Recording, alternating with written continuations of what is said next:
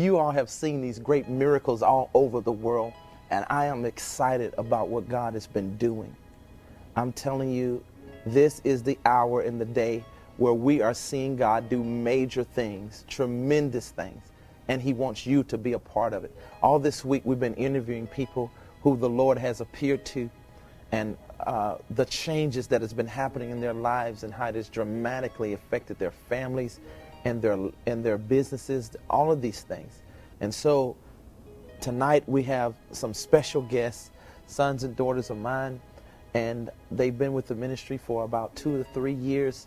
I'm so excited what God has done in their life, but you got to hear their testimony. It's a tremendous supernatural testimony of how the Lord sent them to the ministry and how the Lord appeared to them, not even knowing me. And I'm telling you, we are seeing God do this continually. I want you to know something, that there is nothing impossible with God, nothing at all. There's nothing you could ever go through that God cannot fix. And so I just want you to know, get ready for what the Lord is about to do. I'm happy that y'all are here today. Cliff Ware and Ashley Ware, yes, thank you for being We're here glad today. to be here. Yes, it's Great, awesome. great. You know, I always mess with your husband, you know. Yes. And I always joking with him, and, you know, he got his bright whites out. Pearly whites, that's what they call them, you know. Yeah. So I'm just so excited about what God has done in your life or beginning to do in your life. And so I would like for y'all to tell the people the testimony, how Jesus came to you and how you came to the ministry. Of course, it was a very supernatural way. Yes, and, you know, I knew I was God's friend, but, you know, just him showing other people just makes me feel good. You know what I'm saying? I love for Jesus to talk about me, that I'm his friend. I love that. You know, so tell what happened. Yes, sir. You know, in the beginning of 2007, you know, I freshly got saved on January the 6th, and, you know, at that time, you know, I was freshly out the world, and, you know, used to be a Crip. You know, I used to sell drugs, rob people, did all types of things. So you used to be a Crip, huh? Yes, sir. And used to rob people and hit people over the head and stuff? Yes, sir. Okay, go on. And, you know, I wasn't raised in the church or anything like that, but, you know, I always believed in God, and, you know, I used to see demons. So, you know, I wasn't brand new to the supernatural.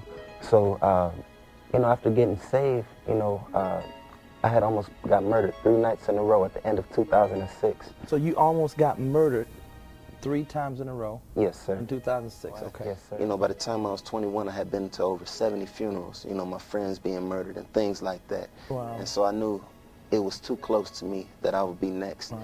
And so, you know, one night I went home and, you know, I wasn't in church or anything, but I gave my life to the Lord and I asked him to save me.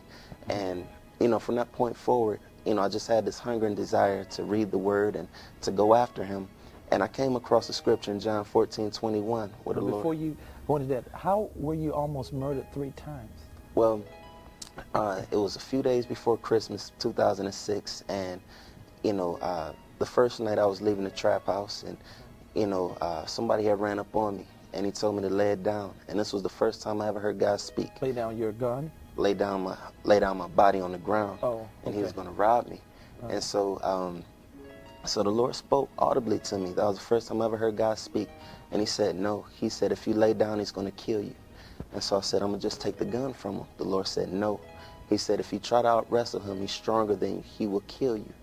And then, you know, I started getting offended at God because he told me to run. And, you know, I'm thinking, why would I run? He's just a few feet away from me. And so I started to run. And when I took off running, he shot at me twice, and I heard both of the bullets whiz past my right ear. You know, and at that moment, I told God, I said, thank you for saving me and, you know, protecting me. I'm going to live for you forever. And, you know, that wore off after a couple hours. And Oh, so you disobeyed after that? Yes, sir. Yeah. You was like when some of the people in jail, they said, God, I'll serve you, because Yes, they sir. locked up, then they go back to doing their evil things. Yes, sir. All right, go on. And so, you know, at that point, you know, I had retaliation on my mind. And, you know, the very next night, I was, you know, riding with somebody that I used to sell crack to. And they just happened to run a red light. And the police pulled me over. And you know, they searched the car for the crack. But I had swallowed 2 8-balls at the time. And, you know, about an hour and a half it went by. They was, you know, searching everything. And the crack was starting to get down into my system.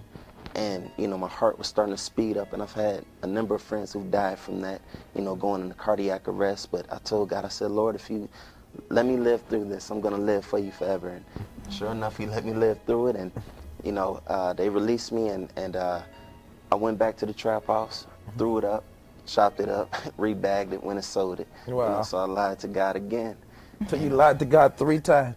Two That was times? twice at that point. Okay. And, the very next night, I was downtown Cleveland, and a few guys that I used to be with all the time, you know, we were in the bus shelter waiting on a few people, and they wound up pistol whipping me, robbed me for everything I had, and, you know, beat me up pretty bad with the gun. And, you know, I don't know why God saved me that time, you know, because that's what I was thinking. It came back to me. Right. It kind of reminded me of Peter and the rooster. You know, God reminded me of what I told him.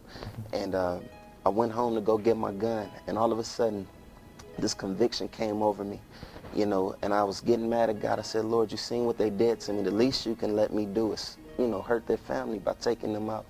And, you know, I couldn't see back then how twisted my mind was. But, Yes. you So know, you was talking to God about murdering people. Yes, sir. He trying to get you saved. Yes, sir.